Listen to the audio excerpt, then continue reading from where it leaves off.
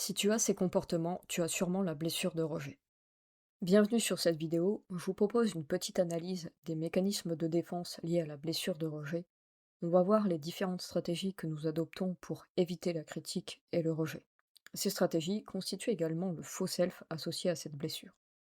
Pour commencer, on peut observer deux mécanismes de défense principaux, l'évitement et l'adaptation.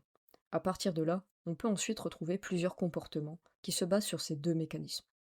Avec l'évitement, la personne préfère éviter ou fuir des situations où elle pourrait vivre du rejet. Donc des situations où elle pourrait être critiquée, moquée, refusée, sanctionnée. L'évitement est basé sur la peur du regard des autres et du rejet. Mais il s'ancre aussi sur la peur de paniquer, c'est-à-dire la peur d'être mal à l'aise et de ne pas gérer la situation. L'évitement consiste donc à fuir toutes les situations et les rencontres qui peuvent créer du malaise et éveiller la peur du jugement et du rejet. C'est une stratégie de fuite, et la croyance derrière cette réaction est: si je ne m'expose pas, on ne pourra pas me juger et me rejeter. Avec l'adaptation, la personne cherche à plaire et à être appréciée en s'adaptant aux autres.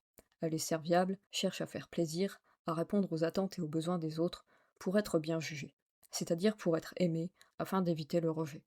Ainsi, elle adopte des comportements, des goûts ou des manières d'être qui correspondent aux attentes réelles ou supposées des autres. Mais souvent, cette adaptation se fait au détriment de ses propres besoins. L'adaptation est basée sur la peur de déplaire. C'est une stratégie de protection, et la croyance derrière cette réaction est: si je suis apprécié par les autres, ils ne me rejetteront pas. Ensuite, on retrouve le perfectionnisme. Avec ce comportement, la personne cherche à être irréprochable, à tout faire parfaitement pour éviter les critiques et le rejet. Le perfectionnisme est basé sur la peur de ne pas être à la hauteur, la peur de l'échec, la peur de faire des erreurs, mais derrière ces peurs se cache en fait la peur d'être critiqué et rejeté.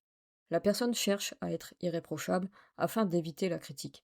Elle veut se montrer impeccable pour ne pas donner aux autres l'occasion de la critiquer et de la rejeter. Par conséquent, elle se met beaucoup de pression, cherche à ne pas faire d'erreur, vérifie beaucoup ce qu'elle fait afin d'être appréciée ou de correspondre aux attentes des autres. Son objectif est d'être irréprochable, performante, compétente, sans défaut, afin d'éviter la critique et le rejet. C'est une stratégie de contrôle, et la croyance derrière cette réaction est: si je suis parfaite et que je ne fais aucune erreur, on ne pourra pas me critiquer ni me rejeter. Il y a ensuite l'effacement.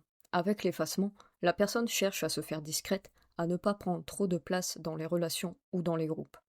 Elle peut éviter de donner son avis, ne pas s'affirmer ou laisser les autres décider pour ne pas déranger ou attirer l'attention. L'effacement est basé sur la peur d'être jugé et rejeté si l'on ose s'affirmer et s'exprimer tel que l'on est. L'effacement est une forme d'autocensure. On s'empêche d'être pleinement soi-même par peur du jugement des autres et du rejet. Que ce soit pour exprimer nos opinions, nos désirs, nos besoins, nos émotions, la personne s'exprime peu, minimise ses besoins, n'ose pas demander de l'aide, se contente de peu en présence des autres. L'objectif est de rester discret, de ne pas déranger, de ne pas se mettre en avant, afin d'être apprécié et d'éviter le rejet. C'est une stratégie de protection, et la croyance derrière cette réaction est: si je ne prends pas trop de place, les autres n'auront pas de raison de me rejeter. L'autodévalorisation est également une stratégie d'évitement. Avec l'autodévalorisation, la personne a tendance à se dévaloriser, à minimiser ses qualités et ses capacités. Elle se critique et se rabaisse pour éviter que les autres ne le fassent ou pour se préparer à l'éventualité d'une critique ou d'un rejet. L'autodévalorisation se base sur la peur de décevoir, de ne pas être à la hauteur et sur les peurs d'être critiquée et rejetée pour cela. L'objectif est qu'en se jugeant insuffisante, imparfaite, pas à la hauteur, la personne anticipe et maîtrise le rejet. C'est une stratégie d'anticipation.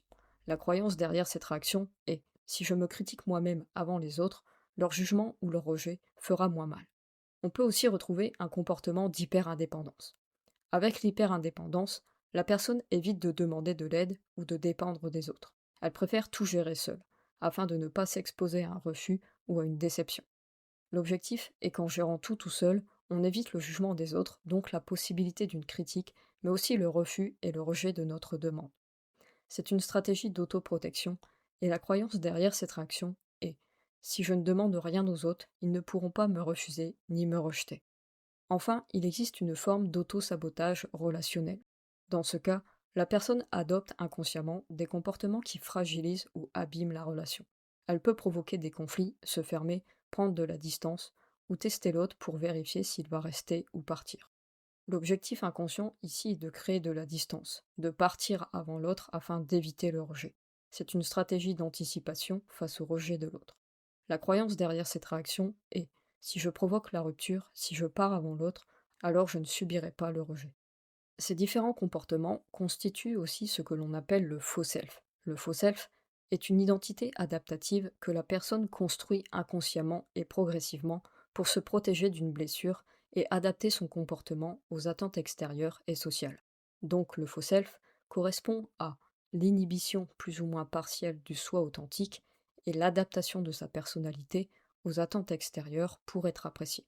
Ces différentes stratégies sont des mécanismes de protection que la personne a développés pour se protéger du rejet et du jugement des autres.